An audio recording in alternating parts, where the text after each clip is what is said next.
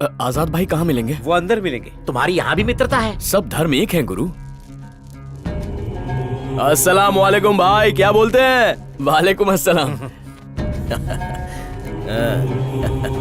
कैसे हैं आप? एकदम मस्त, दुआ है आपकी।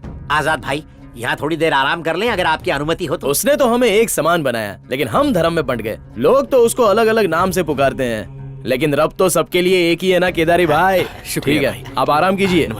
अपन कब तक यहाँ छुपे रहेंगे? मैं तो बोलता हूँ पुलिस कंप्लेंट कर देते हैं। पुलिस ने हम शरीफों के लिए कुछ नहीं किया, इन शैतानों के लिए करेगी। हमारी हालत त्रिशंकु जैसी हो गई है, इनसे बचने के लिए हम जाएं तो जाएं कहाँ? हमारे पास एक योजना क्या है है बे? क्यों ना यहाँ से प्रस्थान कहाँ करें? के लिए? अमेरिका चले। Naughty America? अमेरिका जाएगा?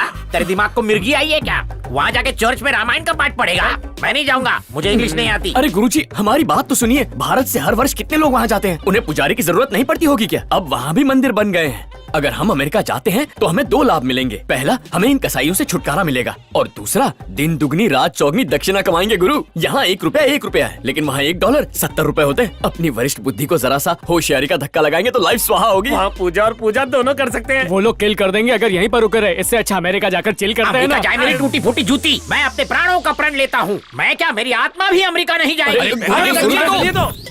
क्या समय आ गया है, अपने ही घर में चोरों की तरह छुपना पड़ रहा है। तो अमेरिका चलिए ना गुरुजी, वहाँ आवारा भवरे की तरह भिनभिनाते रहना। अरे फिरंगी अप्सराओं ने बुद्धि भ्रष्ट कर दी तो संस्कार, धर्म, आचरण सब भ्रष्ट हो जाएंगे। संस्कार का अचार डालोगे? वहाँ तो बाबा लोग योगा सिखा के करोड़ों कमा रहे हैं। मैं पैसों का लोभी नहीं हूँ, कन्या का लोभी हूँ। मतलब अभी तक मेरी शादी नहीं हुई है, 55 साल का हो गया हूँ। वहाँ मुझे कौन कन्या देगा? हम लोग तो जुगाड़ कर लेंगे। अरे विदेशी एक्सचेंज ऑफर भी देते हैं। मुझे देसी चाहिए।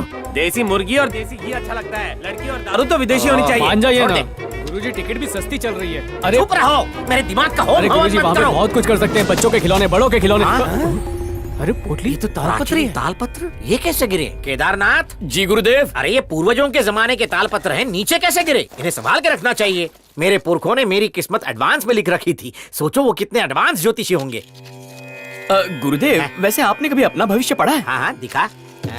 100 साल बाद हमारी अगली तीसरी पीढ़ी में एक प्रख्यात पंडित जन्म लेगा, अपने वंशजों का नाम रोशन करेगा। सिर्फ भारतवर्ष में नहीं बल्कि 7 समुद्र पार। यहाँ का पानी ले जाके वहाँ के समुद्र में संगम करेगा।